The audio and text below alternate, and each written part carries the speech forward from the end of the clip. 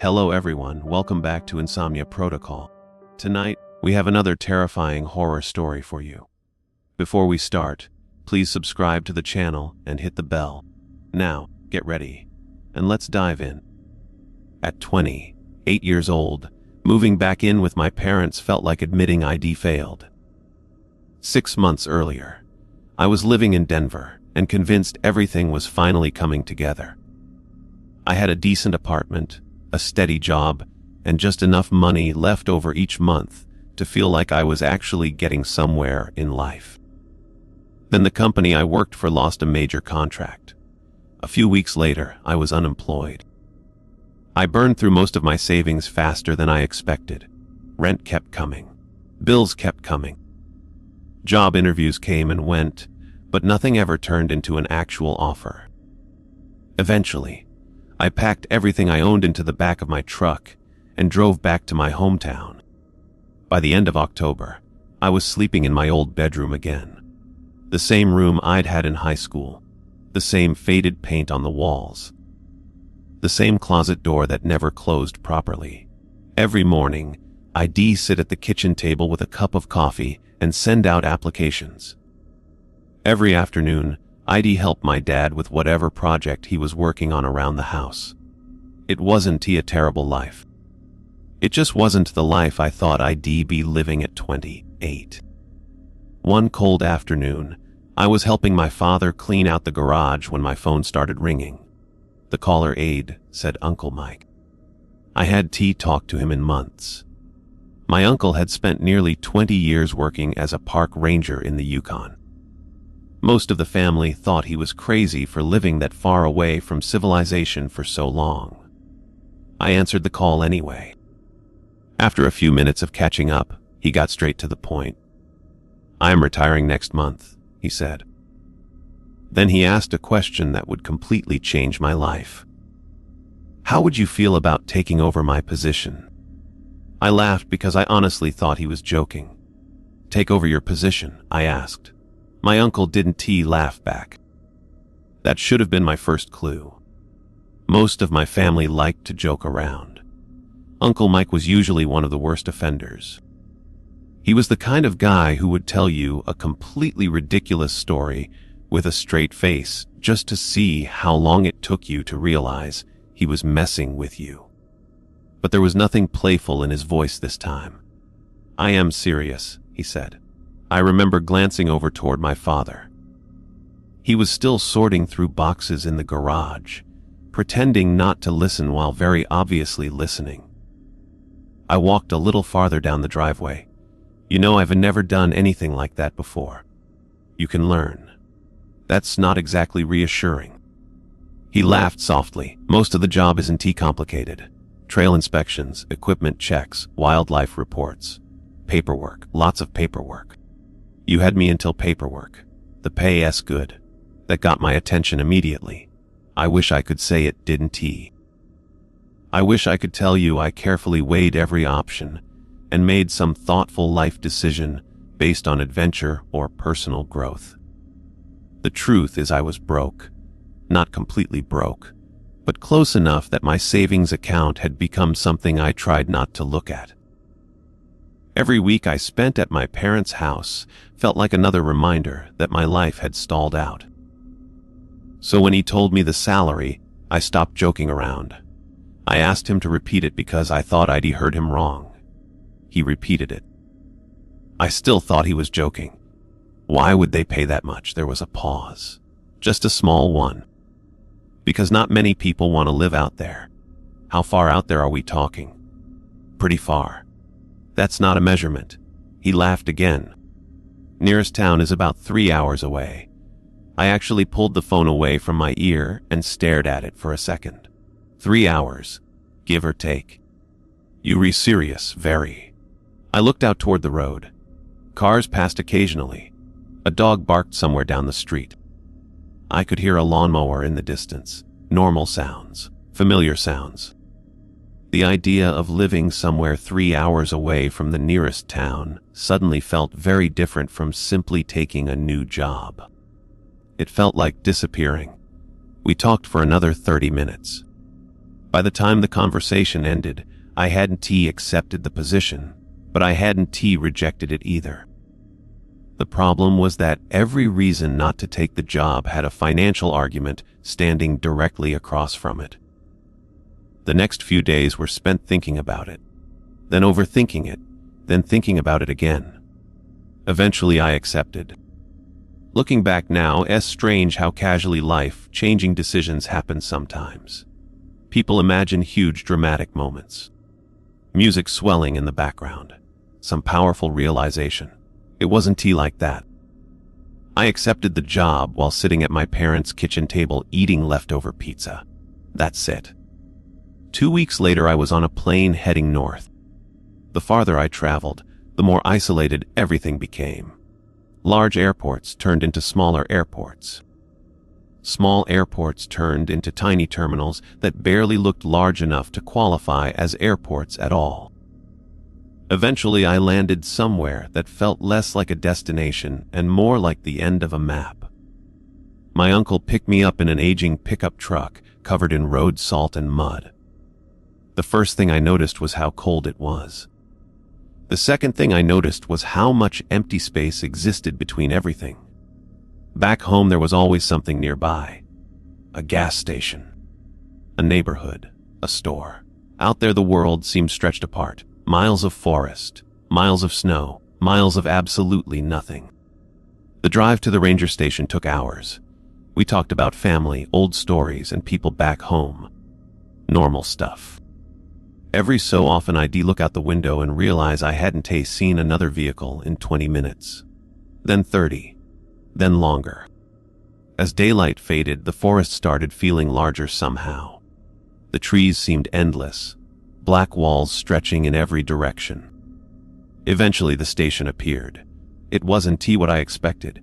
I don't know exactly what I expected, honestly. Maybe something bigger. Maybe something more official. Instead, it was a cabin, a maintenance shed, a radio tower, and a few parked vehicles surrounded by snow and trees. That was it. It looked ordinary, which somehow made it feel even more isolated.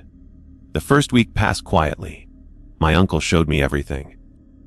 Patrol routes, equipment logs, weather reports, radio procedures, how to maintain generators, how to identify animal tracks, how to survive winter if something went wrong miles away from the station. Most of it felt surprisingly normal. A lot of driving, a lot of paperwork, a lot of coffee. Honestly, there were days when the most exciting thing that happened was spotting a moose crossing a frozen river. At night, we'd sit in the cabin and watch old movies or listen to hockey games. Sometimes we'd just sit there while the wood stove crackled in the corner. The place felt peaceful, not creepy, not mysterious, just remote. Really remote. It wasn't until the second week that I started noticing things that felt slightly off. Nothing dramatic. Nothing that immediately scared me. Just small things. Little moments that stuck in my head longer than they should have. Once I woke up around 2 in the morning and realized the silence outside was so complete it almost sounded unnatural. Another time, I could have sworn I saw movement between the trees while checking equipment near the edge of the property. By the time I looked again, nothing was there. I told myself it was an animal. Probably was. Then there were the nights when I stand outside looking at the stars. The sky out there was unbelievable. No city lights, no traffic. Just darkness and thousands of stars. But every now and then I get this strange feeling. Like somebody was standing somewhere beyond the tree line watching me. Not close, not necessarily threatening, just watching. I shake it off and head back inside. I never mentioned it, because I assumed everyone probably felt that way when they spent enough time in the wilderness. A few days later, we were driving back from a weather station deep in the forest when my uncle reached into the glove compartment and handed me a folded piece of paper. The paper looked old, worn, creased from years of being unfolded and folded again. "Keep this," he said. I opened it. 6 rules were written on the page. No title, no explanation. Just 6 simple instructions. I read them once. Then again. By the 3rd rule, I was already smiling because I thought it had to be some kind of joke. By the 6th rule, I was completely convinced of it. I looked over at him. What is this? The rules. For what? For the station. I laughed. He didn't. The smile slowly disappeared from my face. Outside, snow drifted through the headlights while darkness swallowed the road ahead. For several seconds, neither of us spoke. Then I folded the paper carefully and looked at him again. You are serious? His eyes never left the road. Very. Something about the way he answered made a small knot form in my stomach. Not because I believed the rules. I didn't, not even a little. It was because he sounded exactly like someone discussing weather forecasts or vehicle maintenance. There was no humor in his voice. No attempt to scare me, no dramatic storytelling. Just certainty, and somehow that was worse. I folded the paper and slipped it into my jacket pocket. For the rest of the drive back to the station, neither of us talked much. I kept telling myself the rules were probably some kind of local tradition. Every workplace had weird stories. Every town had rumors people passed around for years. The Yukon just happened to be isolated enough for those rumors to survive longer. That was the explanation I settled on. It was the explanation I wanted. When we got back, the station looked exactly the same as it always had. Warm yellow light glowed through the cabin windows. Smoke drifted lazily from the chimney. The radio tower stood against the dark sky. Everything felt normal, almost boring, which helped. It made the paper feel ridiculous. We ate dinner, watched part of a hockey game, talked about replacing a faulty weather sensor the next day. By midnight, I had almost forgotten about the rules entirely. Almost. Around 1 in the morning, I woke up needing to use the bathroom. At first, I wasn't sure what had woken me. The cabin was dark except for the faint orange glow coming from the wood stove. The silence felt unusually heavy, not threatening, just noticeable. I lay there for a few seconds staring at the ceiling. Then I heard it, a voice, faint, very faint. I sat up immediately. The sound disappeared. For a moment I wondered if I'd dreamed it. That happens sometimes when you're half asleep. Your brain mixes dreams with reality. I rubbed my eyes and listened. Nothing. Then it came again, distant, barely audible. The voice sounded like it was somewhere beyond the trees outside the station. I couldn't make out the words. I couldn't even tell if it was a man or a woman. Just a voice carried through the darkness. I climbed out of bed and stepped toward the window. The forest beyond the glass looked completely still. Moonlight reflected off the snow. The trees stood motionless. Nothing moved. Then the voice came a 3rd time. This time I heard a single word clearly. My name. I froze. Every muscle in my body tightened. For several seconds I simply stood there staring into the darkness. My first thought was that someone needed help. Maybe a lost hiker. Maybe a hunter. Maybe somebody stranded somewhere nearby. But even as I thought it, something felt wrong. The voice had sounded distant and close at the same time. I don't know how else to explain it. Like it was coming from deep in the forest, but somehow also right outside the cabin. I glanced toward the other room, where my uncle was sleeping. Then I remembered the first rule. If somebody calls your name from the forest after dark, do not answer. I actually laughed quietly to myself, mostly because the timing felt ridiculous. Out of all the nights for somebody to yell my name, still, I didn't answer. Not because I believed the rule. I just wasn't interested in shouting into the woods at 1 in the morning. After another minute of listening, I went back to bed. The voice never returned. The next morning, I almost convinced myself it hadn't happened. Almost. We spent most of the day inspecting trail markers after a recent snowfall. The work kept me busy enough that I didn't think about the voice until late afternoon. We were driving back toward the station when I finally mentioned it.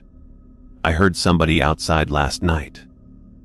My uncle kept his eyes on the road. What did they say? The question came too quickly. Like he already knew the answer. They called my name. Silence filled the truck. Not awkward silence, just war silence. I waited for him to laugh or explain the joke. He didn't. Finally, he nodded once. And what? Did you answer? No, another nod. That was it. No explanation. No discussion, nothing. The conversation ended there. That bothered me more than the voice itself. Over the next week, things returned to normal. At least on the surface. My uncle continued training me. We checked equipment, logged weather reports, monitored wildlife activity. I started feeling more comfortable with the job, more confident. The station slowly became familiar. I learned where everything was. Which floorboards creaked, which doors stuck during cold weather, which radio channels carried the clearest signal. Little things. Ordinary things. Then the snowstorm arrived. It started one evening and continued through most of the following day. By nightfall, the entire landscape had changed. Fresh snow covered everything. The station looked like it had been dropped into a white ocean. The storm finally moved on sometime after midnight. I stepped outside early the next morning with a shovel in one hand and a mug of coffee in the other. The air felt sharp enough to hurt my lungs. The forest stood silent beneath a layer of untouched snow. At least I thought it was untouched. Then I noticed the footprints. They started about 30 yards from the station. Footprints, one set, leading toward the trees. I frowned. The nearest road was miles away. Nobody should have been walking around during the storm. Curious, I followed the tracks with my eyes. They moved across the clearing and disappeared into the forest.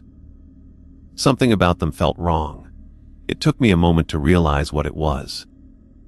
There were no incoming tracks. None. The footprints began in the middle of the clearing. No trail leading to them. No sign of where they came from. Just footprints appearing from nowhere and continuing toward the trees. I stared at them for several seconds. Then I remembered Rule 3. Never follow footprints that appear after a snowfall if they don't lead from anywhere. My stomach tightened slightly. I looked around. The clearing remained empty. The station sat quietly behind me. The tracks disappeared into the forest. I took a step toward them, then stopped. Logic fought with instinct. Part of me wanted to investigate. Another part of me suddenly didn't.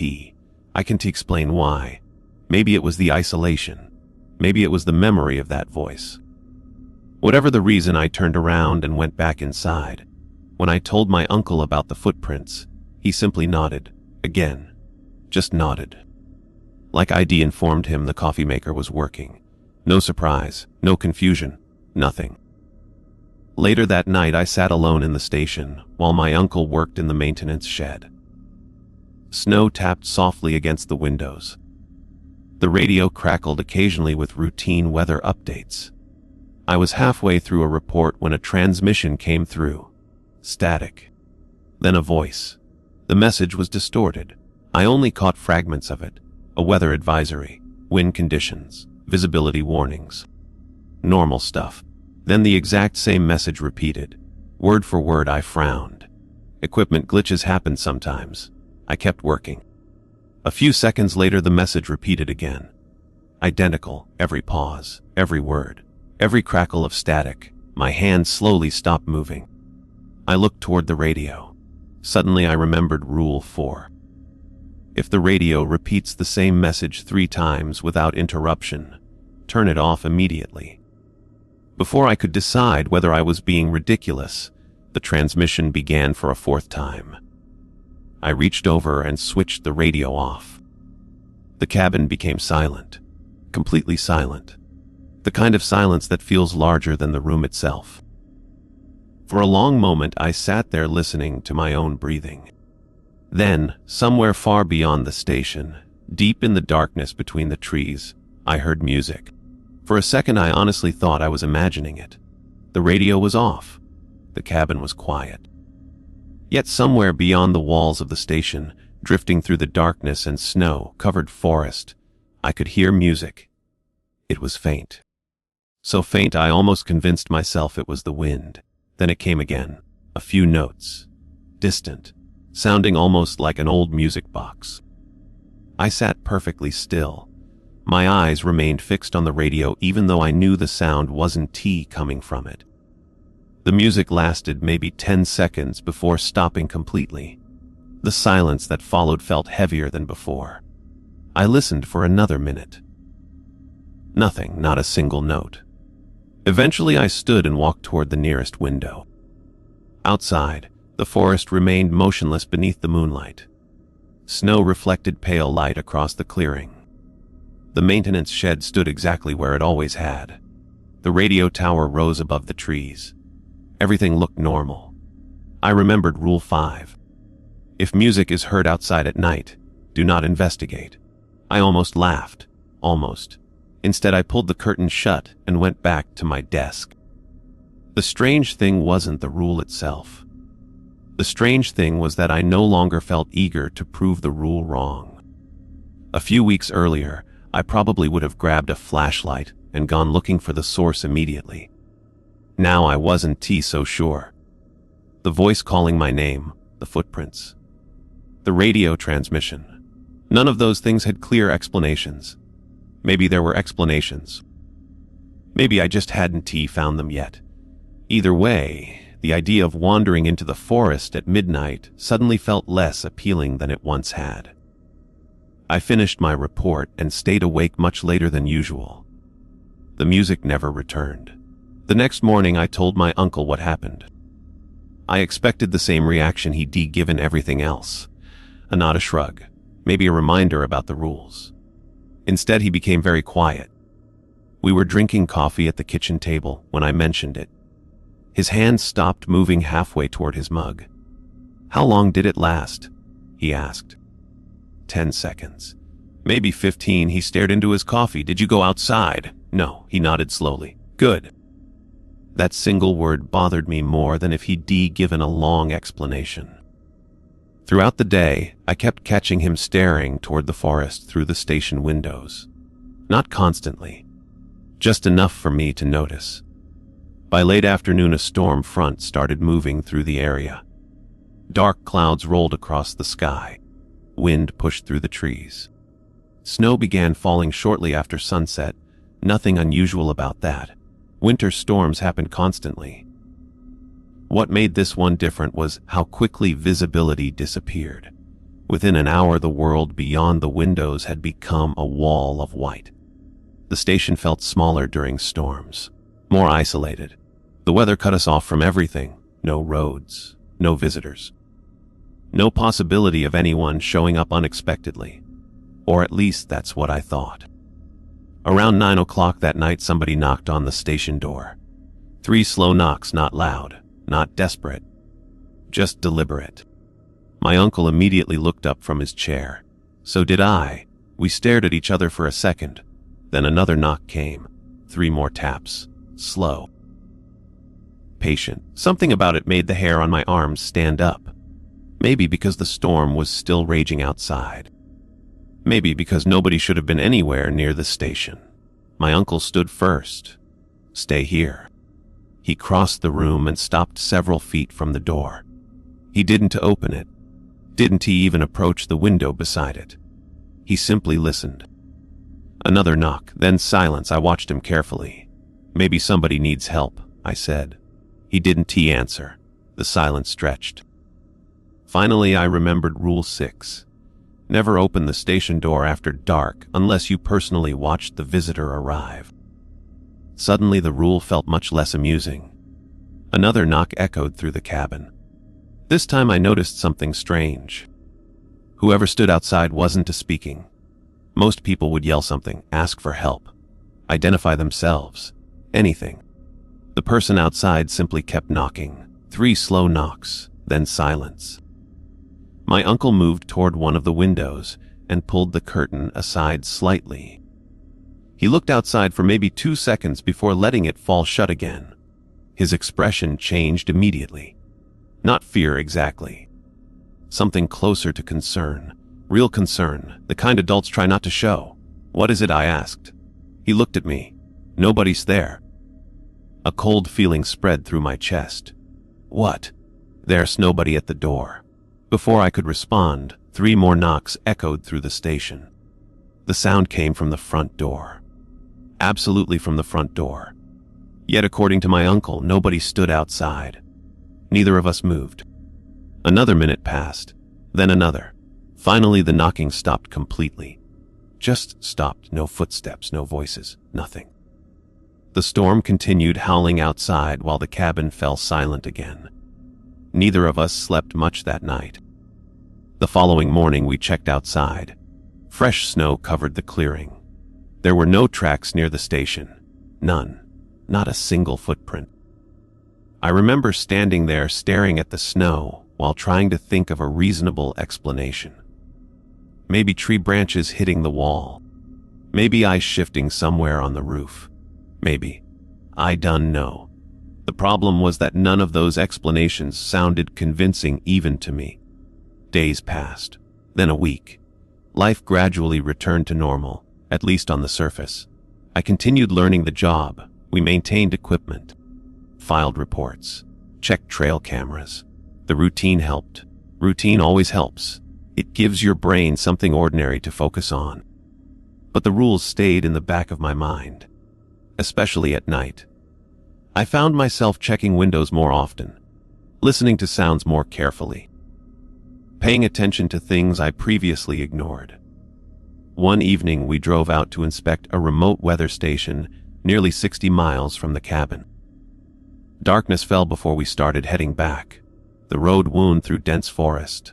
Snow reflected our headlights. Everything beyond that narrow tunnel of light remained pitch black. I was driving. My uncle sat in the passenger seat reviewing paperwork. The radio played quietly in the background. Then something moved between the trees. Just for a second, a light, small, white. I frowned and slowed down. The light vanished. "Did you see that?" My uncle looked up immediately. "See what?" "A flashlight, maybe." His expression tightened. We both looked toward the forest. Another light appeared farther back between the trees. Then another. They moved slowly through the darkness, not toward the road, not away from it, just drifting between the trunks. For a moment I thought maybe it was another vehicle. Then I realized the lights were too high, too far apart, too strange. My uncle reached over and turned off the radio. Neither of us spoke. We watched the lights move through the forest for several seconds. Then they disappeared completely. Gone. As if they had never been there. The truck continued rolling forward through the darkness. My hands felt tighter on the steering wheel. Eventually I cleared my throat. "What were those?" My uncle stared out the windshield. The dashboard lights cast shadows across his face. After a long pause, he finally answered, "The reason those rules exist." And for the first time since arriving in the Yukon, I realized my uncle wasn't treating the rules like precautions anymore. He was treating them like survival instructions. I didn't say anything for several seconds. The truck continued moving through the darkness while snow drifted across the headlights. My uncle's words lingered in the cab long after he'd spoken them. The reason those rules exist. Not a joke, not a tradition. Not some weird local superstition. The reason. I kept waiting for him to elaborate. He didn't. Eventually I cleared my throat. "You're serious?" It wasn't really a question. He nodded once. The forest slid past outside. Endless black trees. Endless snow. I glanced toward the place where we'd seen the lights. Nothing remained now. No movement. No glow. No explanation. By the time we reached the station, neither of us had spoken much. That silence bothered me more than any story could have. People tell stories about things they done to understand. People stay quiet about things they do. Over the next few days, I found myself paying more attention to the rules. Not because I fully believed them. At least that's what I told myself. The truth was more complicated. Every strange thing I'd experienced since arriving seemed to connect back to that sheet of paper. The voice calling my name, the footprints, the radio transmission, the music, the knocking at the door. Every single incident matched one of the rules. Coincidence only stretches so far before it begins to tear. About a week later, my uncle announced he needed to travel south for several days to finalize retirement paperwork. We were eating breakfast when he mentioned it. 3 days, maybe 4. I looked up from my coffee, and I am staying here alone. That's the idea. Comforting, he smiled slightly. You'll be fine. I wasn't so sure. Still, I didn't argue. Part of learning the job meant eventually handling the station myself.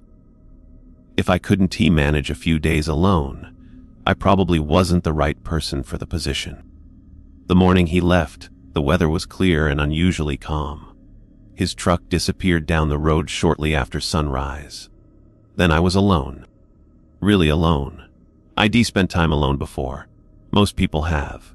But isolation out there felt different. The station wasn't surrounded by neighborhoods or highways or distant city lights.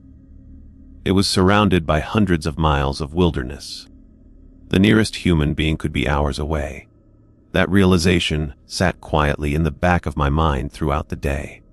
I kept busy. Maintenance reports, equipment checks, trail inspections, ordinary work. By evening, I was feeling better. The routine helped. It always did. After dinner, I settled into the cabin with a movie and tried not to think about the forest outside. Around 10 o'clock, snow began falling. Light at first, then heavier. By midnight, visibility had almost vanished. Wind rattled the windows. Tree branches scraped softly against the roof. Normal winter sounds. Familiar sounds. I remember feeling relieved by them. Noise felt better than silence. Silence left too much room for imagination. A little after 1 in the morning, I heard my name. Not outside. Inside. At least that's what it sounded like. I sat upright immediately. The movie had ended nearly an hour earlier. The television screen reflected dim light across the room. Everything else remained dark. I listened carefully. Nothing. My pulse slowed. Then I heard it again. Jake, my name, soft, almost conversational, coming from somewhere beyond the front wall of the station. Every muscle in my body locked. For several seconds, I simply sat there staring toward the windows. The voice came again. Slightly louder this time. Jake, I knew that voice. That was the worst part. It sounded like my uncle. Exactly like him. Same tone. Same cadence. Same voice. The only problem was that my uncle was hundreds of miles away. The realization sent a cold wave through my stomach. I remembered Rule 1 immediately. If somebody calls your name from the forest after dark, do not answer. The voice spoke again. Closer now. Jake opened the door. My mouth went dry. The sound seemed to be moving around the station. One moment it came from the left side of the cabin, then from the front, then somewhere near the radio tower, always sounding like my uncle, always calm, always familiar. I stayed exactly where I was. Another minute passed. Then another. The voice continued calling my name, sometimes speaking normally, sometimes almost whispering. Then, just as suddenly as it began, it stopped. Complete silence returned. I remained awake until sunrise. The next morning, I convinced myself there had to be a logical explanation. Stress, exhaustion, isolation. Maybe my brain was playing tricks on me. People underestimate what loneliness can do. The problem was that part of me no longer believed my own explanations. Later that afternoon, I left to inspect a weather station several miles away. Fresh snow covered the landscape. The sky remained gray and overcast. Everything looked ordinary. The drive took about 40 minutes. The inspection took 15. Then I started heading back. About halfway to the station, I noticed something standing among the trees. A person. At least I thought it was a person. The figure stood motionless about 50 yards from the road. Dark clothing, human shape. No movement. I slowed the truck. The figure remained perfectly still, watching. My heartbeat accelerated. I stared through the windshield trying to make out details. The distance made it difficult. The snowfall made it worse. Then I blinked. The figure was gone. Just gone. Empty forest. Empty snow. I stopped the truck completely and looked harder. Nothing, no movement, no footprints. No sign anyone had ever been there. Eventually I drove away. I didn't tell myself it was my imagination anymore. That excuse was wearing thin. The real trouble started that night. I returned to the station shortly before sunset. The sky darkened quickly. Snow continued falling. By 8 o'clock the forest beyond the windows had disappeared into darkness. Around midnight I noticed something unusual outside. Light. Faint white light moving between the trees. My stomach dropped immediately. Rule 2. If you see lights moving between the trees after midnight, stay inside. 3 lights drifted slowly through the forest. Not flashlights. Not vehicle headlights. Something else. They floated silently among the trees, sometimes disappearing behind trunks before reappearing farther away. I watched from the window for several minutes. The lights never approached the station. They simply moved through the darkness as if searching for something. Or someone. Then one of them stopped. I felt my breath catch. The light remained perfectly still between 2 trees, facing the station, watching. At least that's how it felt. Watching. The other lights continued moving. This one did not. I stepped away from the window. Every instinct told me to stop looking, so I did. I pulled the curtain shut, added another log to the stove, sat in a chair, tried reading, tried watching television. Nothing worked. Every few minutes I found myself glancing toward the covered window. Around 2 in the morning a sound echoed outside. Not music this time. Footsteps crunching through snow. Slow, deliberate. Circling the station. 1 step, then another, around and around, never rushing, never stopping. I sat frozen in my chair listening. The footsteps continued for nearly 20 minutes.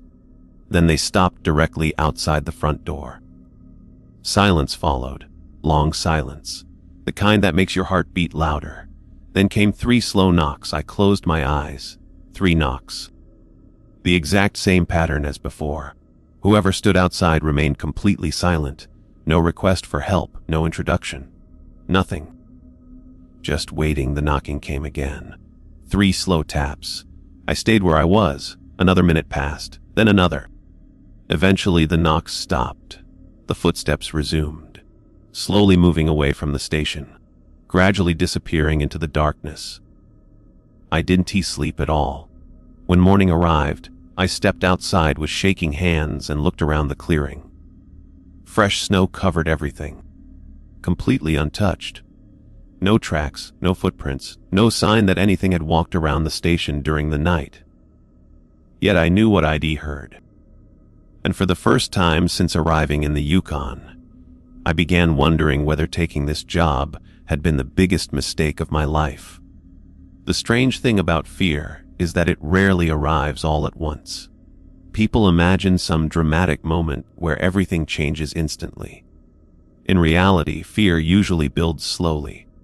It settles into your routine. It starts living in the background of your thoughts. That's what happened to me after the night of the footsteps. I still did my job. I still checked equipment, filled out reports, and maintained the station. On the surface, everything looked normal. Underneath, though, something had shifted. Every sound made me pause a little longer. Every glimpse of movement outside a window caught my attention. Every sunset felt less comforting than the one before it. The worst part wasn't what I'd seen. It was what I hadn't seen. The footprints that never appeared. The visitor who never stood outside the door. The voice that sounded exactly like my uncle. Those things left room for doubt, and doubt is dangerous because it keeps you questioning yourself. If I'd seen an actual monster standing in the clearing, at least I would have known what I was dealing with. Instead, I spent my days arguing with my own thoughts. 3 days later, my uncle finally returned.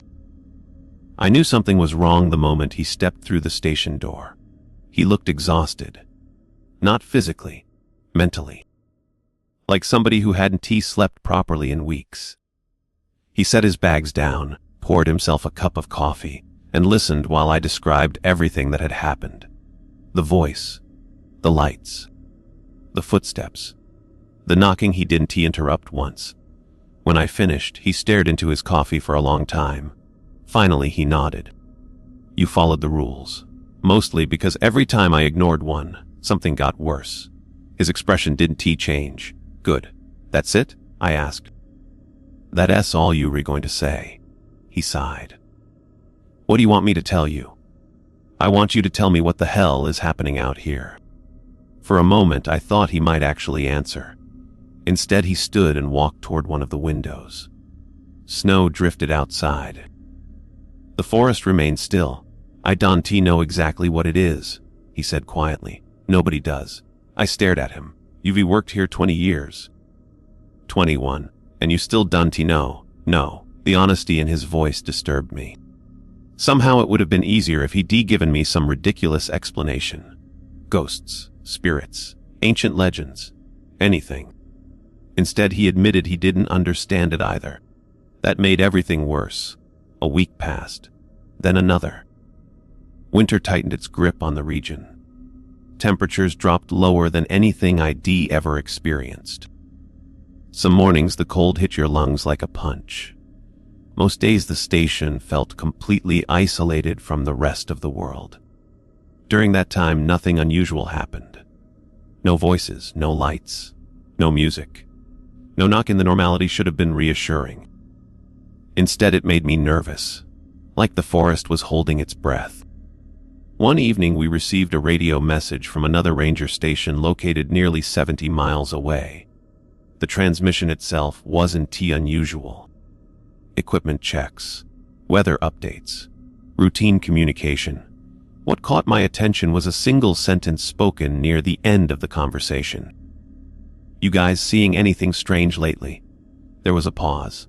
My uncle answered immediately. Nothing we can handle. The other ranger laughed. It wasn't a happy laugh. Same here. Then the transmission ended. I looked at my uncle. He pretended not to notice. Later that night, I pressed him for details. Eventually, he admitted there were 5 ranger stations scattered throughout the region. All of them had similar rules, not identical.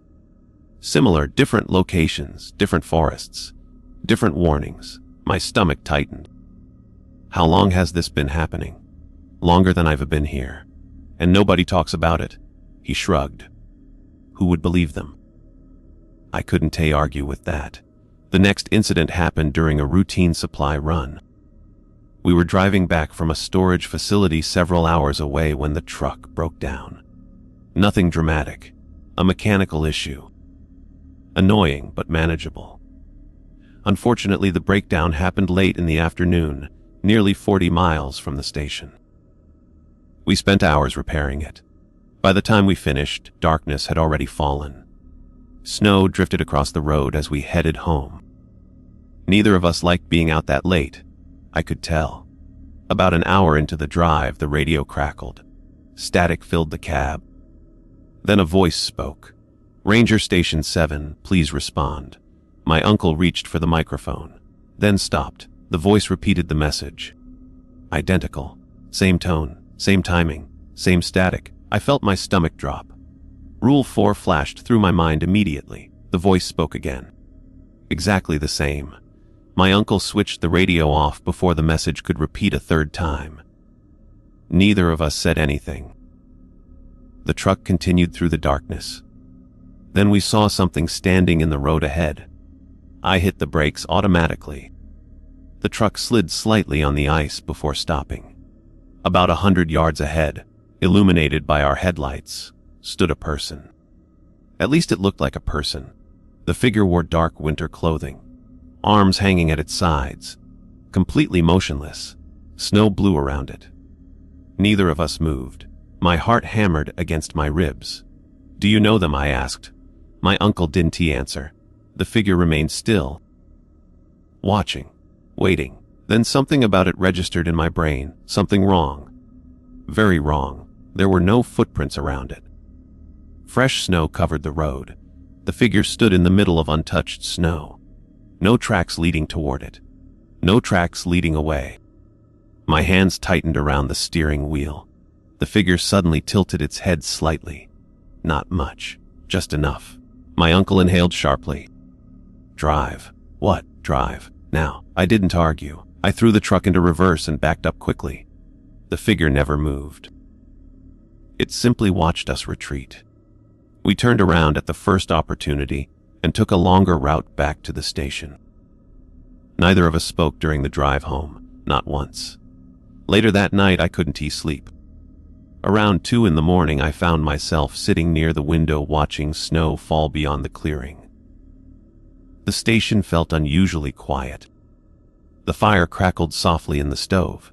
Somewhere inside the walls, old wood settled with faint pops, ordinary sounds, comforting sounds. Then I noticed movement near the tree line. My breath caught. A figure stood between 2 trees, dark, motionless, watching the station. I blinked. The figure remained there, not moving, not approaching, just standing. I grabbed a flashlight and stepped closer to the glass. The beam reflected off the window. I couldn't see clearly. For several seconds, I stared into the darkness. Then another figure appeared farther back among the trees. Then another, then another. My mouth went dry. 4 figures now stood at the edge of the forest, perfectly still, watching. I backed away from the window immediately. Every instinct screamed at me not to keep looking. The rules had taught me that much. I pulled the curtain shut and forced myself not to reopen it. Minutes passed, then an hour. Eventually, exhaustion dragged me into an uneasy sleep. The following morning, I checked outside. No tracks, nothing. Just untouched snow stretching toward the forest. When I told my uncle what I'd seen, his face became pale. Not terrified, not surprised. Just pale. He walked to the kitchen drawer where the rules were stored and unfolded the paper. For the first time since ID arrived, he looked genuinely worried. Then he said something I still remember word for word. If they were getting closer to the station, winter is going to be worse than usual. And for the first time since taking the job, I realized whatever was out there wasn't random. It wasn't wandering. It wasn't passing through. It was moving toward us. I wanted to ask what he meant by that. Worse than usual. The phrase stayed with me long after he said it. Worse than what? Worse compared to the things I'd already experienced. The voices, the lights, the figures standing in the trees. The problem was that every time I asked direct questions, my uncle either avoided answering or admitted he didn't know. That afternoon, he spent several hours checking equipment around the station. He tested backup generators, inspected the radio tower, verified fuel reserves. It felt less like routine maintenance and more like preparation, like somebody boarding up windows before a storm. The weather forecast predicted heavy snowfall later that week. Nothing unusual. Winter storms were common. Still, I noticed my uncle checking the forecast more often than normal. By Friday morning, thick gray clouds had swallowed the sky. Snow began falling before noon and continued throughout the day. By sunset, visibility had dropped dramatically. The forest disappeared behind a wall of white. Wind rattled the station windows hard enough to make the glass vibrate. We spent most of the evening indoors. Around 9 o'clock, the power flickered once. Then again. The lights dimmed before stabilizing. My uncle glanced toward the ceiling. Generators ready if we lose it. You expecting that? Wouldn't he surprise me? We sat quietly for a while. The storm intensified outside. Every now and then a gust slammed into the cabin hard enough to make the walls creak. I remember thinking how small the station felt, how fragile. Just wood and metal surrounded by hundreds of miles of wilderness. Shortly after 11, the power finally died. Everything went dark. For a second, the only sound was wind. Then the backup generator kicked on. Lights returned, dimmer than before, but enough. Neither of us seemed particularly concerned. Power outages happened regularly during winter storms. We continued drinking coffee and passing time. Then the radio crackled. My uncle immediately looked toward it. Static filled the room. The sound lasted several seconds before a voice emerged. Weather advisory for northern sectors. Heavy snowfall expected through morning hours. We both relaxed slightly. Ordinary transmission. Normal. Then the voice repeated the message. Exactly the same. Same words, same pauses, same tone. My stomach tightened. My uncle stood immediately. The voice continued. Identical, not one word different. I knew what came next. Rule 4. If the radio repeats the same message 3 times without interruption, turn it off immediately. The transmission began again for a 3rd time. My uncle crossed the room and switched the radio off before the message finished. Silence returned. Neither of us spoke. The generator hummed softly beneath the floor. Wind howled outside. Eventually, I broke the silence. Has anyone ever ignored that rule? My uncle stared toward the dark radio. Yes. What happened? He hesitated. That alone told me enough. Then he sighed. A ranger from Station 4 about 12 years ago. I waited. They found his truck 3 days later. A knot formed in my stomach and him. My uncle looked away. No. Neither of us said anything after that. Around midnight, I headed to my room. Sleep came slowly. The storm continued pounding the station. Every creak sounded louder than usual. Every noise felt significant. Eventually, exhaustion dragged me under. I woke sometime later to a sound I couldn't immediately identify. At first, I thought it was part of a dream. Then I heard it again. Music, soft, distant. The same music box melody I'd heard weeks earlier. My eyes opened instantly. Darkness filled the room. The digital clock beside my bed read 20:17 a.m. The music drifted through the storm outside. Faint but unmistakable. For several seconds I lay completely still. Listening, the melody continued. Slow, simple, almost beautiful. Somehow that made it worse. If it had sounded threatening, maybe it would have been easier to dismiss.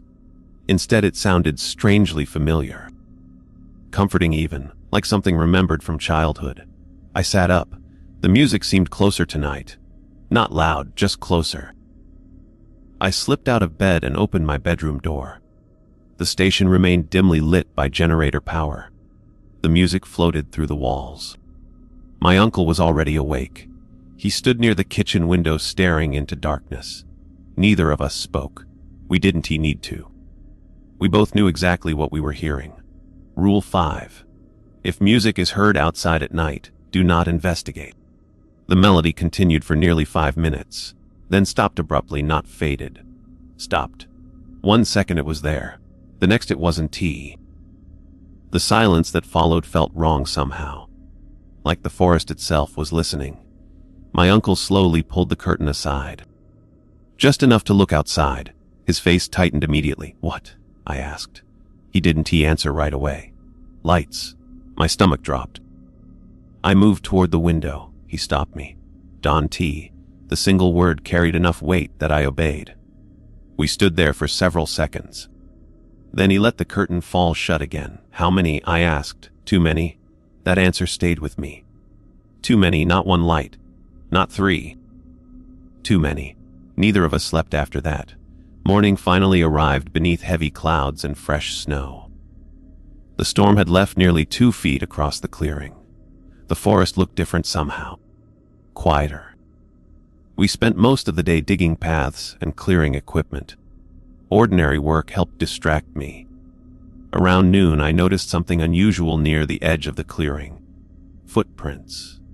My chest tightened immediately. Fresh tracks crossed the snow roughly 50 yards from the station. Human footprints. At least they appeared human. I walked closer. My uncle noticed almost immediately. Stop. I froze. He approached slowly and studied the tracks. Neither of us spoke for several seconds. Then I realized what bothered him. The footprints began in the middle of an open patch of snow. No tracks leading toward them. No tracks leading away from anywhere. Just footprints appearing suddenly and continuing into the forest. Rule 3. Never follow footprints that appear after a snowfall if they don't lead from anywhere. I stared at the tracks. Logic tried desperately to find an explanation. Maybe drifting snow had covered part of the trail.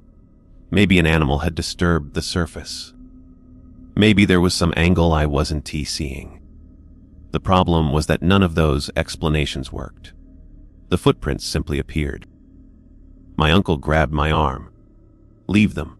We returned to the station. Throughout the afternoon, I occasionally glanced toward the forest.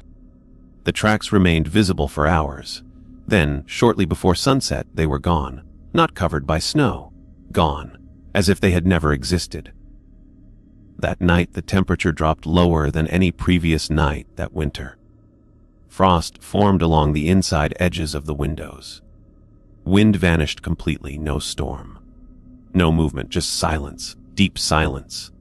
The kind that seems to absorb sound rather than allow it. Around 10 o'clock, I stepped outside briefly to check fuel levels for the generator. The clearing stretched around me beneath moonlight. Everything appeared calm, peaceful even. Then I noticed something standing near the tree line. My heart nearly stopped. A figure dark, motionless. Watching, it stood exactly where I'd seen the footprints earlier. I couldn't make out details. Just the outline, human shape. Still. For several seconds, neither of us moved. Then another figure appeared farther back among the trees. Then another. My breath caught. 3 now, standing silently beneath the moonlight, watching the station, watching me. I backed toward the door without taking my eyes off them. Every instinct screamed at me to get inside. The moment I reached the station, I stepped through the doorway and locked it. My uncle looked up immediately. One glance at my face told him everything. Neither of us bothered checking the window. We already knew what was out there. And as darkness settled across the Yukon once again, a terrible realization finally began forming in my mind. Whatever lived in those forests wasn't simply passing near the station anymore. It wasn't testing boundaries. It wasn't observing from a distance. It was gathering. The word kept replaying in my head long after I locked the station door that night. I wish I could say I was overreacting. I wish I could say exhaustion had gotten the better of me. The problem was that my uncle looked exactly as concerned as I felt. Maybe more. He didn't ask me what I'd seen. He already knew. The moment I stepped back inside, he simply glanced toward the covered window and nodded once. That was enough. We spent the rest of the evening pretending to do normal things. He read reports. I checked inventory records. Every few minutes, one of us would unconsciously glance toward the darkness outside. Neither of us mentioned it. Neither of us needed to. Around midnight, the generator briefly flickered. Just once. The lights dimmed and recovered. The station fell silent again. Then came a sound I hadn't heard before. Scratching, soft at first, almost impossible to notice. I looked up from the table. The sound came again. A slow scraping noise somewhere outside the station. Wood against wood. Or maybe fingernails against wood. I couldn't tell. My uncle froze immediately. We listened.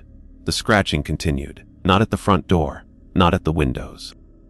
Somewhere along the outer wall of the station, slowly moving, dragging. Like somebody walking around the cabin while running their hand across the boards. My throat tightened. The sound circled the station once. Then stopped, silence returned. A minute passed. Then 2.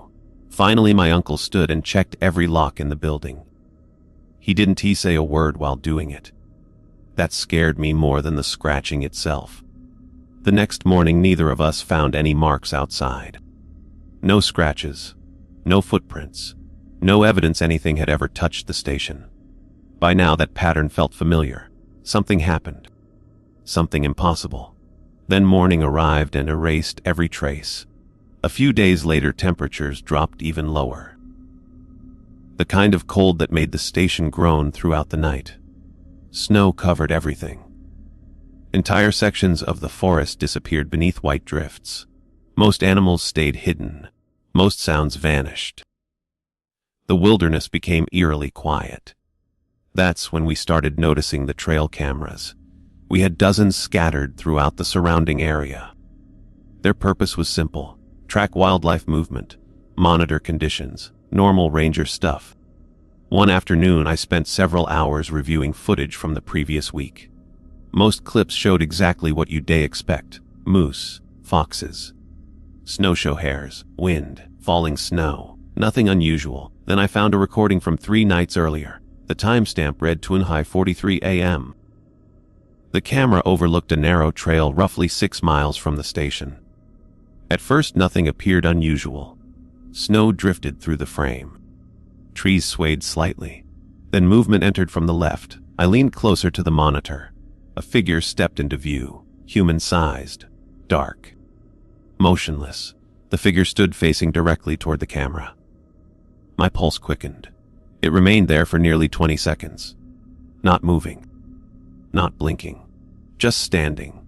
Then something even stranger happened. Another figure entered the frame behind it. Then another. Then another. 4 total. All standing silently among the trees. Watching the camera. Watching us. I felt cold despite the heated room. The figures remained there for nearly a minute before the footage suddenly distorted. Static flooded the screen. When the image returned, they were gone. I immediately showed the recording to my uncle. He watched the entire thing without speaking. When it ended, he removed the memory card and placed it in a drawer. "That's it?" I asked. "That's your reaction? I've seen worse." Somehow that answer made me feel less reassured, not more. That evening another storm arrived. Heavy snow, strong winds, limited visibility. We stayed inside after sunset. Around 10 o'clock the radio crackled briefly. Not a transmission, just static, then silence. I remember feeling strangely tense all night, like something was about to happen. Around 1 in the morning I woke suddenly. No noise. No nightmare. Just awake. The station felt different. Too quiet. I sat up and listened. Nothing. Then I heard breathing. My entire body froze. Slow breathing, not mine. Not my uncle's, coming from somewhere beyond my bedroom door. I held my breath. The sound continued, slow, rhythmic, human. For several seconds I couldn't move. My brain desperately searched for explanations. Maybe the heater. Maybe wind moving through the velts. Maybe anything else. Then the breathing stopped. Complete silence followed. I remained awake until dawn. The next morning I nearly convinced myself I'd imagined the whole thing. Then I stepped into the hallway. There on the wooden floor outside my bedroom sat a small pile of snow. Not much, just enough to cover a dinner plate. I stared at it for several seconds. The front door remained locked. Every window remained closed. Yet somehow snow had appeared inside the station. When I showed my uncle, his expression darkened immediately. He grabbed a broom and swept it away without comment. I noticed his hands shaking slightly. Later that afternoon, he finally told me something he'd never mentioned before. We were repairing part of the radio tower when he spoke.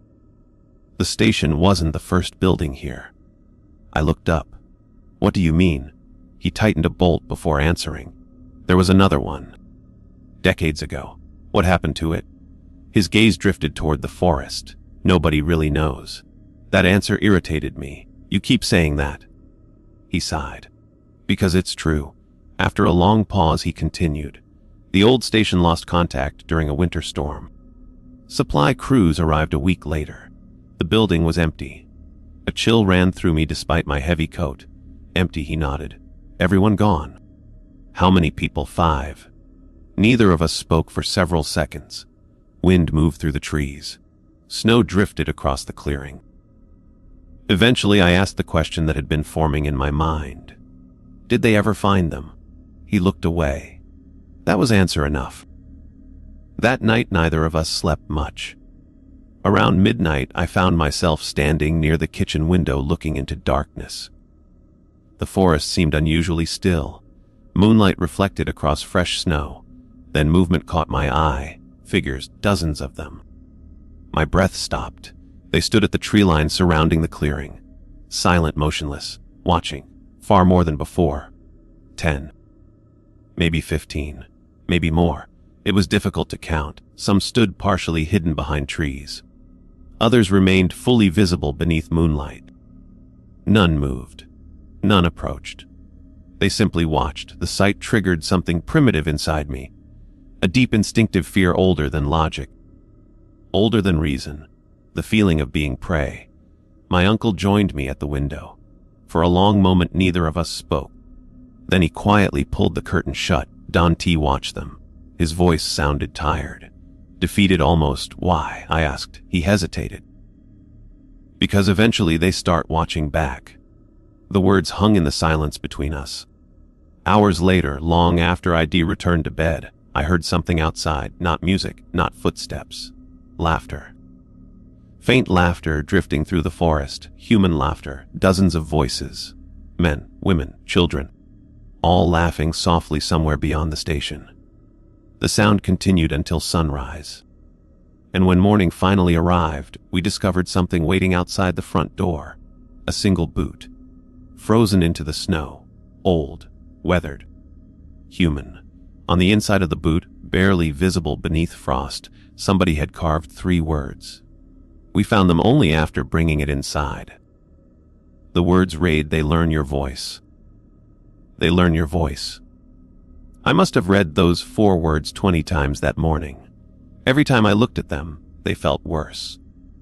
Not because they explained anything. They didn't. They only raised more questions. Who carved them into the boot? When? And why leave it outside our station after all these years? The boot itself looked old. Really old. The leather had hardened with age. Parts of the sole were separating. Whoever owned it hadn't worn it recently.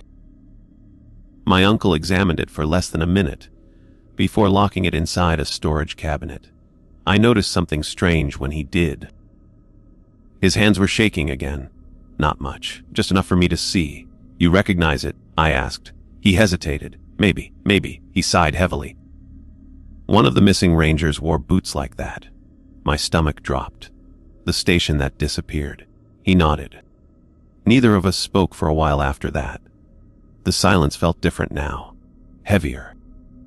The carved message kept replaying in my mind throughout the day. They learn your voice. The more I thought about it, the more certain details began connecting in ways I didn't like. The voice calling my name outside the station. The voice that sounded exactly like my uncle. The laughter in the forest. The radio transmissions repeating themselves.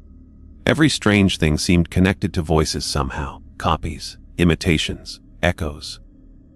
The realization sat in the back of my mind like a splinter I couldn't remove. That evening another storm moved into the region. By then storms no longer felt like weather.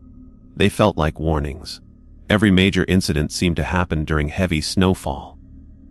Maybe that was coincidence. Maybe not. By sunset, thick clouds had swallowed the sky again. Snow drifted across the clearing. Visibility dropped rapidly. Around 8 o'clock, the station received a transmission from another ranger outpost. The signal was weak and broken. Static interrupted nearly every sentence. Still, we managed to understand most of it. A ranger named Cooper was reporting equipment failures and requesting assistance once conditions improved. My uncle responded normally. Nothing unusual happened. Afterward, I felt strangely relieved. Human voices, normal conversation. For a few minutes, everything felt ordinary again. That feeling lasted less than an hour. Around 9:30, the radio crackled once more. We assumed it was Cooper calling back. It wasn't. The voice that emerged from the speaker sounded familiar immediately. Too familiar. My stomach tightened before I even recognized why. It was my own voice. "Mike, can you hear me?" The room froze. I stared at the radio. My uncle stared at me. The transmission continued. "Mike, something's wrong, I need help." It sounded exactly like me, every detail, every inflection, every hesitation. The voice even used phrases I normally used. The radio crackled. Then silence returned. Neither of us moved. A few seconds later, the transmission repeated, identical word for word. Rule 4. My uncle switched the radio off immediately. My pulse hammered inside my chest. For several seconds, I couldn't even speak. Eventually, I forced out a question. "How is that possible?" My uncle looked exhausted.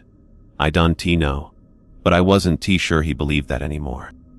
That night, sleep never came. Around midnight, the wind stopped completely. The silence outside became almost unnatural. No trees moving. No snowfall, nothing. I sat near the kitchen window staring into darkness. The station felt isolated in a way I had never experienced before. Then movement caught my eye. A figure stood near the radio tower. My breath stopped. The moon illuminated enough of the clearing for me to see its outline clearly. Human, motionless, watching the station. I stepped closer to the glass. The figure remained still. Then another appeared beside it. Then another. More shapes emerged from the darkness. Not rushing, not approaching, simply appearing one by one around the clearing. My chest tightened. There were too many to count now, dozens. Standing among the snow-covered trees, every single one facing the station, watching, waiting. My uncle pulled me away from the window immediately. "Stop looking. There are so many of them, I know."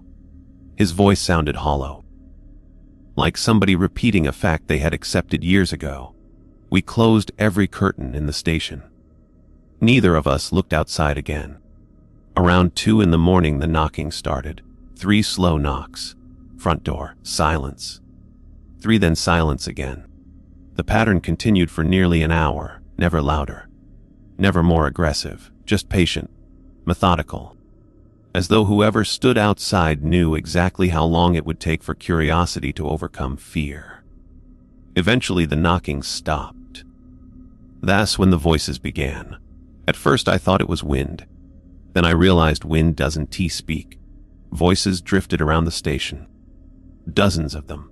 Men, women, children, all speaking softly outside, none loud enough to understand completely. Fragments floated through the walls. Names, conversations, laughter, questions. Every few minutes I recognized another voice. My father. My mother. Old friends. Former coworkers. People from different parts of my life, none of whom were anywhere near the Yukon. I felt sick. The voices continued circling the station until dawn. When morning finally arrived, exhaustion weighed on both of us. Neither of us mentioned the voices directly. Maybe because discussing them would make them feel more real. Instead, we focused on work, repairs, maintenance, inventory, anything to stay busy. Around midday, my uncle disappeared into storage for nearly an hour. When he returned, he carried a dusty cardboard box. He placed it on the kitchen table and opened it slowly. Inside sat dozens of old documents, reports, maps, journals, photographs. My pulse quickened immediately. What's that? He hesitated. Records from the old station. For the first time since arriving, he seemed ready to talk. We spent the rest of the afternoon reading through faded pages. Most reports described things I'd already experienced. Voices, lights, footprints, music, the same patterns repeating decade after decade. Then I found something disturbing. One report had been written by a ranger only 3 weeks before the old station disappeared. His final entry was short, very short. The handwriting became increasingly uneven toward the end. I still remember the final sentence. They were getting better at sounding like us. The room felt colder after reading that. We continued searching. Eventually, I found a photograph buried near the bottom of the box. The image showed 5 rangers standing outside the original station. Snow covered the ground. Trees surrounded the clearing. At first, nothing seemed unusual. Then I noticed something in the background. My heart nearly stopped. Behind the group, partially hidden among the trees, stood several dark figures watching them. The photographer either hadn't noticed or hadn't mentioned it. The figures looked exactly like the ones surrounding our station now. I showed the picture to my uncle. He stared at it for a very long time. Then he quietly set it aside. That evening, neither of us spoke much. The evidence was becoming impossible to ignore. Whatever haunted those forests had been there for decades, maybe longer. The rules weren't preventing encounters. They were preventing disappearances. That realization changed everything. Around sunset, we received one final transmission from Cooper S station. The signal sounded weak, broken, frantic. Through bursts of static, we heard only fragments. Outside the cabin, craw sounds like my wife. Var door 1T stop. Then the transmission ended abruptly. We never heard from him again. My uncle immediately tried contacting the station. No response. He tried again. Nothing. Silence. Complete silence. Night settled over the forest once more. Neither of us touched the radio after that. Around midnight, I woke suddenly to a familiar sound. Somebody was calling my name. Not from the forest this time. Not from outside. From inside the station. The voice sounded exactly like my own. And for the first time since taking the job, I heard footsteps moving slowly through the hallway outside my bedroom door. The footsteps moved slowly through the hallway outside my bedroom door. Soft, measured, human. For several seconds, I lay completely still beneath the blankets, listening. Every muscle in my body locked up. The station was small. There shouldn't have been any confusion about who was moving around at 2 a.m. It should have been my uncle. Except something felt wrong immediately. The rhythm wasn't right. My uncle always walked with a slight limp from an old injury he'd picked up years earlier. These footsteps were perfectly even, slow, deliberate. Almost careful. Then I heard my own voice again. "Hey." The sound came from directly outside my door. My stomach dropped. "You awake?" It was me. Exactly me. Every detail was perfect. The tone, the pacing, even the way I slightly dragged certain words when I was tired. I squeezed my eyes shut and forced myself to stay silent. Rule 1 had always focused on voices from the forest after dark. But deep down, I knew the location wasn't what mattered anymore. The thing outside wasn't my voice. It only sounded like my voice. The footsteps stopped. Silence filled the hallway. For a moment, I thought it had left. Then 3 soft knocks touched the bedroom door. Tap. Tap, tap. My pulse hammered inside my ears. "Come on," my voice said softly. "Open the door." I didn't move. The station felt impossibly quiet around me. Even the generator seemed quieter than usual.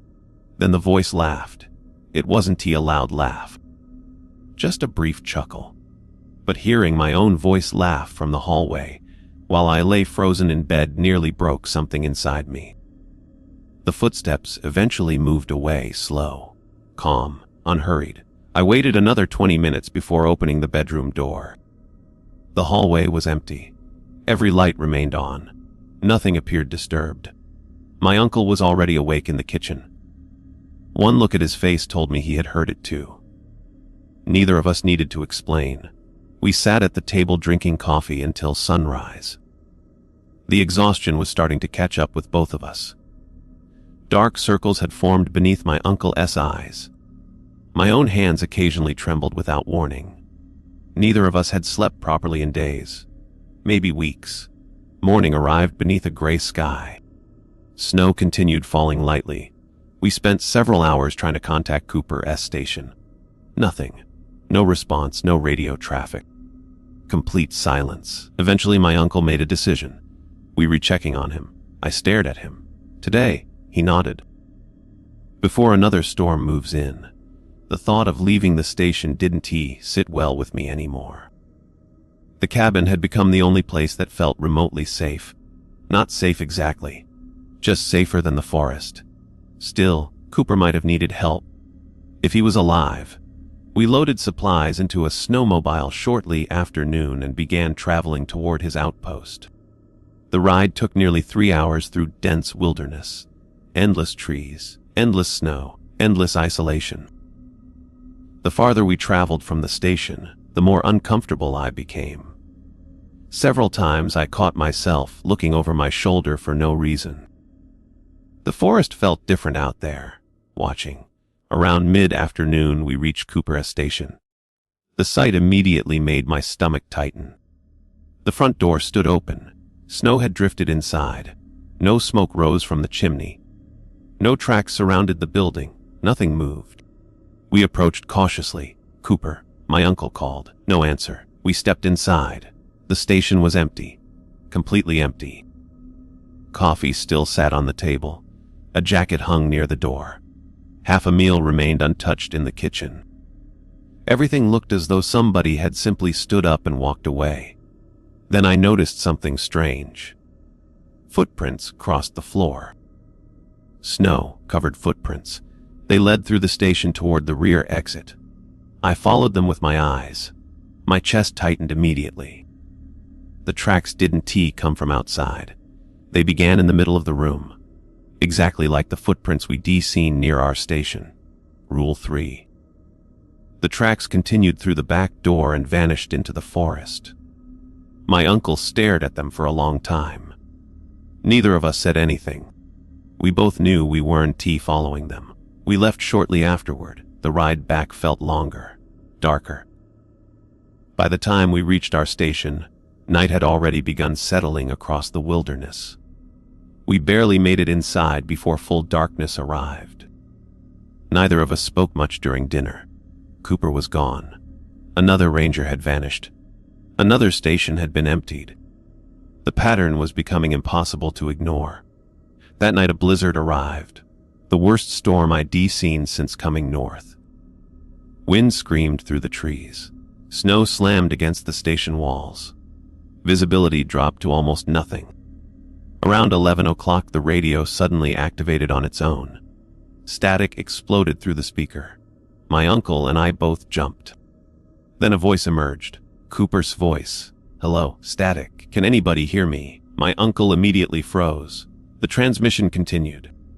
"I'm outside. My blood ran cold. Please open the door." The voice sounded terrified. "Desperate, human. It's freezing out here." Static crackled. "Mike," Cooper's voice said, "please." The room remained silent except for the radio. My uncle slowly reached forward and switched it off. The moment he did, 3 knocks sounded against the front door. Every hair on my body stood up. Knock, knock, knock. Silence followed. Then Cooper's voice came through the wood. "Please let me in." My uncle didn't move. Neither did I. "I know you in there." The voice sounded weaker now. "Colder, please." Another pause. Then the voice changed. Not suddenly, gradually. Almost like somebody forgetting how to imitate a person correctly. Words became slightly distorted. Tones shifted unnaturally. Sentences stretched too long. "Please let us in us." The single word changed everything. My heart nearly stopped. More voices joined the first one. Dozens, maybe hundreds. Soft whispers surrounding the station. Every wall, every window, every direction. The storm continued raging outside while the voices multiplied. Some sounded familiar. Some didn't. I heard my father, my mother, friends, coworkers, teachers from school. People who should have been thousands of miles away. All speaking at once. All asking to come inside. Then the music started. The same distant melody from earlier chapters of the nightmare. Soft, childlike, floating through the blizzard. The sound seemed to come from everywhere. For nearly an hour the voices continued. Then, just as suddenly as they had begun, everything stopped. Complete silence. Even the storm seemed quieter afterward. Neither of us slept. Dawn eventually arrived beneath pale gray clouds. The world outside looked strangely normal again. Too normal. Around mid-morning I noticed something near the tree line. At first I thought it was a fallen branch. Then I realized it wasn't it was a person, standing motionless among the trees. My stomach tightened. The figure remained still, watching the station. Then another appeared, then another. Within minutes, dozens stood surrounding the clearing again. More than ever before. My uncle stepped beside me and stared through the window. His face looked older somehow, more tired, more defeated. "They reached closer," I said. He nodded. "Yeah." Neither of us looked away. The figures remained there all day. They didn't move, didn't approach, didn't leave, just watched, hour after hour, waiting. As darkness slowly returned to the Yukon, I realized something terrifying. For weeks they had remained at the edge of the forest. Then they moved closer. Then they surrounded the clearing. Now they stood only yards from the station itself. The distance between us kept shrinking.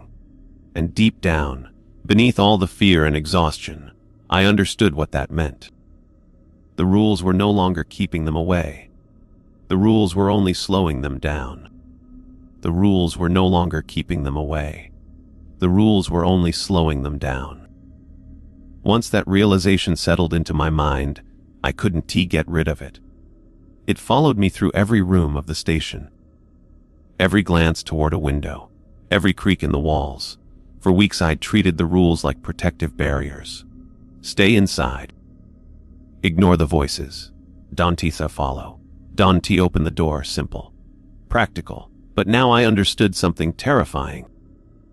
If the rules truly kept us safe, the figures wouldn't be standing only yards away from the cabin. They wouldn't be surrounding the clearing. They wouldn't be getting closer every night. The rules weren't stopping them. The rules were buying time, and time was running out. The next 3 days passed beneath constant snowfall. The figures remained. Sometimes there were 20, sometimes 50, occasionally more. We stopped trying to count. Every time I looked outside, somebody was standing there, motionless, watching. They never approached during daylight. They never made sudden movements. If anything, their patience felt worse. Human beings get tired. Predators get impatient. Whatever stood outside seemed capable of waiting forever. By the 4th night, neither my uncle nor I had slept more than a few hours total. Exhaustion settled over everything. Thoughts became slower. Reactions dulled. Even fear changed. It stopped feeling sharp and became something heavier. Constant, like carrying a weight around your neck. Around midnight, the generator failed. No warning, no flicker. The station simply went dark. Every light vanished at once. My heart immediately started pounding. My uncle grabbed a flashlight. I grabbed another. Wind rattled the walls outside. Snow scraped against the windows. The darkness felt thicker than usual. Wrong somehow. We moved quickly toward the generator room. The machine should have been running. It wasn't. The fuel line had been severed. Cleanly, deliberately, I stared at the damage. My uncle stared too. Neither of us spoke for several seconds. Finally, I forced out the question. How? He didn't answer. Because we both knew the problem. Nobody should have been able to reach the generator. Not without approaching the station. Not without leaving tracks. Not without us seeing them. Yet somebody had. It took nearly an hour to repair the damage. An hour spent in darkness while snow battered the station from every direction. When power finally returned, I felt relief for exactly 5 seconds. Then I noticed something outside the kitchen window. A figure stood directly against the glass. My breath caught in my throat. It had been there before. The face remained hidden by darkness, but its outline was visible. Human-sized, motionless, watching. Closer than ever before. My uncle immediately closed the curtain. Neither of us mentioned it. We didn't need to. That night the voices returned, louder than before. No longer staying near the tree line. No longer circling the clearing. They surrounded the station itself. Sometimes they whispered. Sometimes they laughed. Sometimes they simply called names, hundreds of names, familiar names, unfamiliar names. Every now and then I recognized one. The voice always sounded perfect, too perfect. Around 3 in the morning, I heard my father's voice outside my bedroom window. "Son, silence, you awake." My entire body froze. My father was over 3,000 miles away, yet the voice sounded exactly like him. "Open the window." I squeezed my eyes shut and refused to answer. The voice continued for nearly 10 minutes before finally fading away. Morning arrived beneath pale gray skies. The figures remained outside, more of them now. Close enough that I could distinguish individual shapes between the trees. Their proportions looked human, almost. Something always seemed slightly off, arms too long, heads tilted at unnatural angles, movements that weren't quite right, small details. The kind your brain notices before you consciously understand why. That afternoon my uncle finally told me the truth. Not all of it. Maybe nobody knew all of it, but enough. We sat at the kitchen table while snow drifted outside. He looked exhausted. Older than I'd ever seen him. The first ranger who worked this station left journals. I nodded. I've read some, not all of them. He disappeared into storage and returned with a weathered notebook. The pages looked decades old. He handed it to me without speaking. I opened to the final entries. The handwriting shook badly near the end.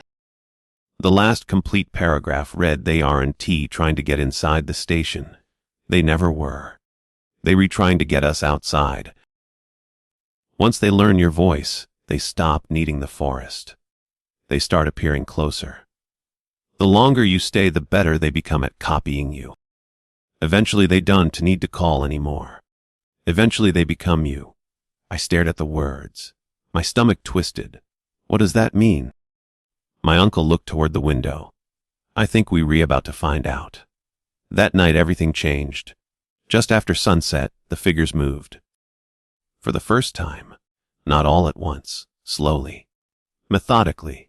One by one they stepped out of the forest and entered the clearing. My pulse hammered as I watched through a narrow gap in the curtain. Dozens of shapes crossed the snow, silent, calm, deliberate. Approaching the station, they stopped roughly 20 yards away, then waited. Hours passed. They didn't move. Midnight arrived. Still they stood there, watching. Then the front door rattled violently. Once, twice, 3 times. The entire station seemed to shake. Another impact followed. Then another. My uncle grabbed his rifle, not because he thought it would help. I think he just needed something to hold. The door shook again. This time a voice spoke from outside. My voice. Mike. The sound was perfect. Open the door, another voice joined it. Also mine. Then another. Then another. Soon dozens of copies of my own voice surrounded the station. Every direction, every window, every wall, identical, speaking simultaneously. My mind struggled to process it. Hundreds of versions of myself calling through the darkness. Then something worse happened. I heard my own voice inside the station, not outside. Inside, somewhere down the hallway. My uncle heard it too. I could tell from his expression. Slow footsteps echoed from the far end of the cabin. Neither of us moved. The footsteps continued. Closer, closer. Then they stopped outside my bedroom, exactly where I'd heard them nights earlier. Silence followed. Long silence. Finally the bedroom door opened by itself, just slightly.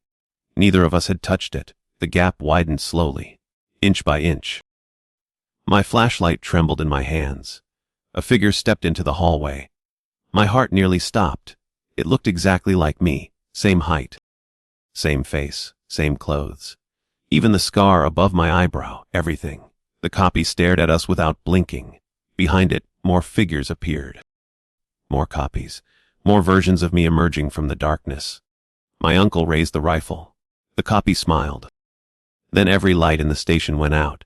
Complete darkness swallowed everything. For several seconds chaos erupted. Voices. Footsteps. Crashing furniture. Then silence. When emergency power finally activated moments later, the hallway stood empty. Nothing remained, no figures. No copies, no evidence. Just silence. My uncle and I looked at each other. Neither of us needed to speak. We both knew the truth now. The station was lost. We spent the next hour packing supplies. Fuel, food, weapons. Anything useful. Before dawn we left the station behind. Snowmobiles carried us into the wilderness as the first light appeared over the horizon. I looked back only once. The station stood alone in the clearing, motionless, silent, surrounded by hundreds of figures, hundreds, maybe thousands, all watching us leave. None followed, at least not immediately. We rode south for nearly 12 hours before reaching a larger ranger outpost connected to the outside world. Real people, real radios, real roads, civilization, safety, or something close to it. My uncle retired 2 weeks later. I left the Yukon shortly after. I never became a permanent ranger. I never returned to that station.